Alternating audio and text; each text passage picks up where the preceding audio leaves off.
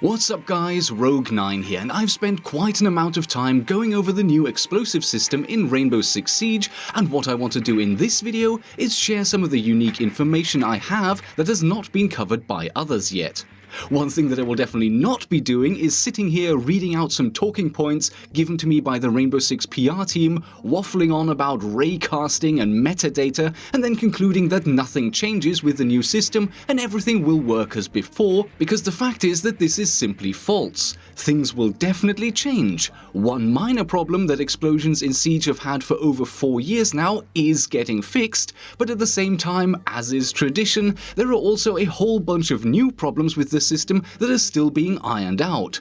So here's how the video will be structured. Firstly, we will briefly go over how exactly each explosive in the game works. How big is the area of effect? What is the shape of the area of effect? How much damage do they do? What is the damage drop-off? And does your operator's armor affect this damage? Then we will check what the initial patch notes tell us about the purpose of the upcoming change. The nitty-gritty technical details are totally irrelevant, so the focus is on the purpose and whether or not it is achieved. Finally, I want to highlight some of the many issues this new system brings with it, because it just wouldn't be a Siege update without a significant number of bugs now, would it? Timestamps to the different topics are in the pinned comment below, and with that, let's get this thing going. Let's start off with a few general facts. Your operator's armor rating affects the damage. Just like with bullets, each armor type receives damage based on a multiplier, but unlike for bullets, those multipliers are not 1, 0.9 and 0.8 for 1, 2 and 3 armors, but instead they are 1, 0.85 and 0.75. So a gadget that does 180 damage to level 1 armors will do 153 to level 2s and 135 to level 3s. Rook plates do not affect explosive damage. The next thing to note is that explosives actually have two different ranges. They have a range at which they will do damage to operators and gadgets, and a shorter range at which they will destroy breachable surfaces. These clips here show it quite nicely. As you can see, the nitro cell has a spherical bubble of destruction with a radius of 1.5 meters, then around that you can see a dark black stain with a 3 meter radius that shows the full damage area of effect, and then around that is a band of lighter burn marks with a radius of 5 meters, which shows the damage drop-off area where players will take less and less damage the further away from the center of the explosion they get. This 3-tiered explosive reach is present for all other explosives too. See here the same test with a hand grenade. The destruction radius is a little bit smaller than for the nitro cell, and then again you can see the dark and light scorch marks that give you an indication of the damage ranges of the explosion. So that's a couple of general facts. Now let's talk about the damage and range of each explosive. When it comes to non-breaching gadgets in Rainbow Six Siege, they fall into 3 main categories. The Defender's nitro cells and each of Fuse's cluster charge pucks do the highest damage in the game and have a medium range with a very steep drop-off. Up to 3 meters, you will receive the full baseline damage, which is 180 against level 1 armors. By the time you've reached 4 meters, the damage is already much less, and by 5 meters distance, the damage is 0. The second group is hand grenades and claymore mines. Baseline damage is 150 up to 3 meters, with an abrupt drop-off that then tapers out all the way to 5 meters. The interesting thing to note here is that against full health level 3 armors, the worst that grenades or claymores can ever do is down the player. One key difference between the two gadgets are their areas of effect. Hand grenades have a spherical or ball-shaped effect, while the claymores will only hit what's in front of them, as you can see in this series of tests.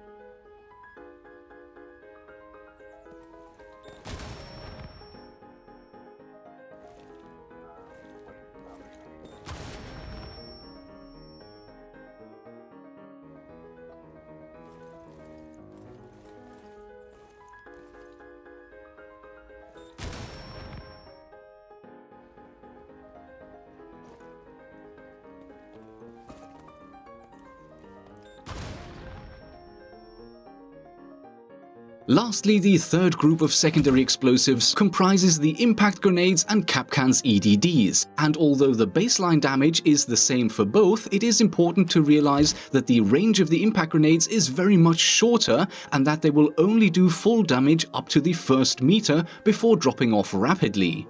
EDDs, on the other hand, need to be able to do their damage even when attached to double doors, and so for them the max damage goes all the way to 3 meters before falling to 0 by 4 meters. As a final side note about these secondary explosives, it's also worth mentioning that anything that can be thrown can also do 5 points of direct impact damage to your target, which makes sense, I guess. Getting smacked in the head by a steel baseball is probably not the most pleasant experience in the world, even if you're wearing a helmet.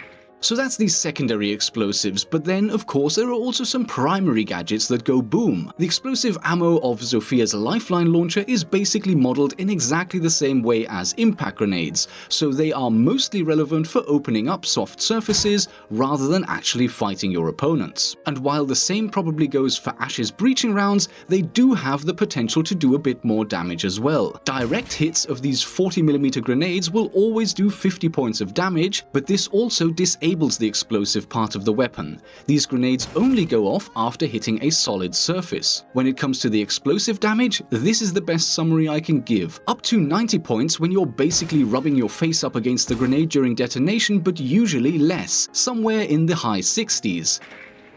Take it for what it is right now, and we'll return to the difficulties I had in my testing in a little while. But this should give you a general overview of explosives in the game. Basically 3 different groups, and when it comes to the new system, nothing really changes about the damage they do. Or at least, let's say nothing is supposed to change, but like I said, we'll get to that later. For now, let's try to get to the bottom of what this update is actually supposed to achieve in the game. What is the point of all of this? Well, the patch notes for Operation Void Edge tell us that the new system will make it clearer to players when they are damaged due to shrapnel damage from explosives. Damage taken by a player from an explosion is now determined by shrapnel damage. The new shrapnel damage will govern who is hit and how much damage is taken, given the player's environment. It will apply reduced damage based on the number of objects it passes through from the origin of the explosion. Shrapnel damage should be more transparent in providing feedback to players on how they took damage or died. If we go into the dev blog on explosions, it also mentions that, with Year 5 Season 1, we will be making some subtle but important improvements to the explosions that will make the explosion damage more realistic and transparent. So I take away from that there is now a shrapnel system, that shrapnel can pass through objects but will do reduced damage, and that the main purpose is to provide better feedback about how you took damage or died and also make the game more realistic. But sadly, literally none of that is actually what the new system will do. The first glaring issue is that there will not be any consistent shrapnel simulation in Rainbow Six Siege, or at least not with this system as it is right now. If you set off an explosive that is far enough away from a soft surface to not be within the full destruction range, but close enough to still do damage, nothing happens. The only way that you will get to see these so-called shrapnel holes in destructible surfaces is if there is a player behind that surface within range to attract the damage. If there are no players close enough, you won't get any soft surface damage either. For me personally, that throws the whole argument about this system being more realistic completely out of the window. Shrapnel damage that only occurs when there is a person close enough behind the cover to trigger the system is just about as gamey as it can be and makes literally no sense in the real world. And even if we forget about realism, I have some gameplay concerns about this as well, because if you set off an explosive and then see holes appear in a wall close by, you instantly know that there must be a player behind that spot, and if you're quick enough, you could use that opportunity for an instant wall bang. Fair enough, this is a rather specific situation, but I have no doubt that skilled players will be able to pull this off from time to time. The next argument is that this new system is supposed to provide better feedback to players about where they were killed from or where they received damage from, and honestly, I literally cannot ever remember anyone complaining to dying to an explosive and having no idea where it was. And that makes perfect sense for two reasons. First of all, we have a damage indicator in Siege that shows you the direction of anything that hurts you in any way. And secondly, if you die, there's this thing called the kill cam that will show you exactly what got you and where from. Nobody was complaining about this problem because it literally never existed. Weird holes in a wall will not give you any better feedback than a hit indicator already does and has always done since the launch of the game. And that's not even mentioning the warning indicator we get for hand grenades, which not only shows you the direction of the hand grenade, but will also be red as long as you're within the max damage ranges, up to 3 meters, and then white for the partial damage radius, up to 5 meters. And now last but not least, the comments about damage reduction for when shrapnel passes through soft cover is also a little misleading. The way I interpreted that is that soft cover will now allow explosives to work through them, similar to the way that bullets have always been able to. Take for instance a couch. Bullets will pass through this type of cover like hot pieces of lead through butter, or even a couple of layers of fabric for that matter. And any opponent taking cover behind it will have a pretty bad day indeed if you shoot at them. And with all this talk about penetration damage of the shrapnel, I assumed that maybe explosives will finally also start doing damage through these types of soft cover, but of course, no, that's not the case. As you can clearly see in the tests that I've been running in the background, even when you're well within the destructive range of an explosive, as can be seen by the damage on the floor and the black staining beyond that, you will not take any damage whatsoever as long as the soft cover protecting you is not destructible. So there's another nail in the coffin for this whole realism and penetrating shrapnel thing. The conclusion here just has to be that the communication around this topic has been really confusing. The purported benefits of this new system are either completely unnecessary or just not achieved. The new explosives aren't more realistic, and they don't provide better feedback on how players take damage. So if these benefits aren't met, then what is the new system for? Why spend all that development time and effort on constructing this new mechanic when it doesn't achieve what it is supposedly there for? Well, there is one more thing that the shrapnel is supposed to do, and that is actually achieved. As mentioned a while ago, explosives have a destruction radius and then a larger damage radius. And that is where the problem with the explosion system that Siege has used over the last 4 years comes into play. The way it has always worked up until now is that if a soft surface is destroyed by an explosion, the hole it creates lets the damage through completely unhindered, as if there was no obstacle in the way. If, on the other hand, the soft surface is outside of the destruction range, then all of the damage is blocked even if there is a player on the other side who is still within the damage range and should be getting hit. So damage only got through if a destructible cover was destroyed, and that is where the new system comes in. Because now, if your explosion is too far away from the cover to destroy it, but a player is still close enough behind the cover to be within the damage reach, then we get these shrapnel holes that allow damage to pass through. And just like with bullets, the damage of the explosion in these cases where soft surfaces have to be breached is reduced by 30% for each layer that the shrapnel has to pass through. Well, almost like with bullets, because the system is not quite functional for explosions. For a single layer of cover, like for instance this garage door, the system works. Damage is 126 points instead of 180, so a multiplier of 0.7 was successfully applied. Against a double layer wall, the multiplier is applied twice, so 180 damage times 0.7 times 0.7 equals 88 damage. So far so good. Now the problem with explosions comes in when you have a case of a double layer wall where the explosion is close enough to breach one of the layers and the other layer has to be penetrated by shrapnel. When bullets pass through one of the layers of a double layered wall, then the game correctly only applies the damage reduction once, and you would expect the same to happen for explosions, right? But no. With explosions and double walls, it is always a case of all or nothing. Either both layers are destroyed, in which case the explosion will do full damage to anyone behind it, or the explosion is not close enough to get all the way through, in which case the damage reduction is applied twice even if one of the layers gets destroyed. This test here really highlights the issue well.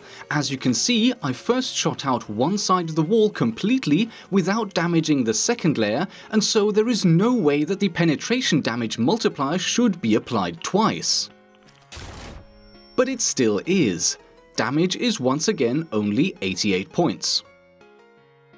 But this one detail aside, at least this is one thing about the new system that actually does what the patch notes tell us it is meant to do. Soft cover will no longer protect you from explosives. At least as long as that soft cover is destructible, because as we saw with the couches, yeah, non-destructive cover is still 100% safe. Even if the destruction radius does not reach the cover itself, the shrapnel holes will punch through and deliver damage to characters within reach on the other side. And as gamey as it might feel to always see this pattern of 5 precise holes appear in cover exactly at the point where the character is, this is overall an improvement. Soft cover was never meant to block explosive damage, and even though indestructible objects like couches are still an issue, at least we can see this new mechanic as a first step in a direction that will hopefully manage to make explosives work the way they were meant to. And that leads me to my final point, because as I mentioned right in the beginning, it wouldn't be a Siege update without a bunch of bugs and unintended behavior, and there are many problems with this new system right now. Some issues are relatively minor, like for instance in many of my tests on the test server build, the nitro cells no longer created any black burn marks anymore. All other explosions still work, and it even worked once with the nitro cells, so this is definitely not by design, just a visual bug. Far more worrying than this though is the fact that during my testing, I frequently came across damage inconsistencies and issues now. As I already hinted at earlier, trying to test the damage from Ash's breaching grenades was a total nightmare. This one time, it was 90 points of baseline damage against level 1 armors, but only once. Most of the time, the damage, even when snuggling right up against the grenade, was either 67 or 68, but sometimes also 62. And even though things were better with other types of explosives, they were far from consistent. I know for a fact that Zophia's lifeline launcher fires impact grenades, and some of my tests proved this, but other times, the damage was just too low. Check out this clip where I fire into a wall at touching distance. Zophia is a 2-speed, so the explosive damage multiplier is 0.85, and that means that the 60 points of damage should be 51, but instead, the explosion on the wall right in front of us only does 38 points of damage. Here is a clip of me shooting an impact grenade directly at a 1-armor character, and first, we correctly see the 5 points of strike damage, but then the explosion takes Ash from 195 HP to 142, which means 53 damage and not the 60 we would have expected. Immediately afterwards, I shoot at the floor directly at Ash's feet, and now the damage is 60 as it should be. I also have clips of tests with fuse pellets where even at very close range they don't do the full damage they're supposed to.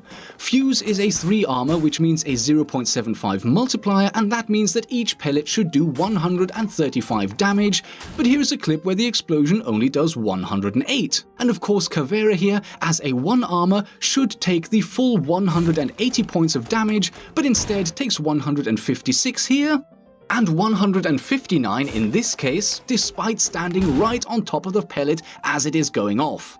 Long story short is that I have some serious concerns about the reliability of the explosives right now. In many of my tests, all types of explosives failed to deliver the full damage they were supposed to, and that could lead to some very frustrating gameplay until the problem gets ironed out. And damage inconsistency is far from the only problem here. Koros has published a great video where he shows some crazy discoveries with some of the tests he ran. For instance, a soft wall will reduce damage and could save you from dying even if there is a giant hole shot into the wall with a shotgun first, but if you run the exact same test after reinforcing the wall and putting a tiny maverick hole into it, that small hole will somehow allow the full damage to come through and kill you. It makes no sense at all, and he found a whole bunch of other stuff too. If you haven't seen that video yet, I've put a link to that in the end card that is coming up shortly, so do go and check out the full video. My final conclusion after all of this is, Forget all of the confusing nonsense about more realism, penetration of soft cover, and greater feedback for players. The only objective of this system right now is to remove the problem of soft destructible cover blocking explosive damage. A problem nobody ever even knew about, but fair enough, it's great to see it addressed anyway. Now all we need is for the bugs to be ironed out, because variable damage when standing right on top of an explosion is definitely not acceptable in a competitive game, and I'm not even going to comment on all of the nonsense that Ross discovered. But once that's done, we have at least the start of a new system that could one day in future be pretty good. Now we just need the shrapnel to be a bit more realistic and to hit walls even if there isn't a player behind them, and we definitely need explosions to work through soft cover like couches, and then, after all of the bug fixes and expansions, we will have an explosive simulation system that is worthy of a game like Siege, where so much emphasis is put onto destruction. And with that, I'm off to drink about a gallon of chamomile tea and try to settle down a bit after all that ranting. Hopefully, this little insight into explosives in Siege was useful and interesting to you. If you liked the video, leave a like, if not, a dislike, and of course, I'm always happy to receive suggestions and constructive criticism, so feel free to leave a comment below if this video did not meet your expectations. And that's it. I'm out. I hope you enjoyed the video, and I'll see you in the next episode and all that.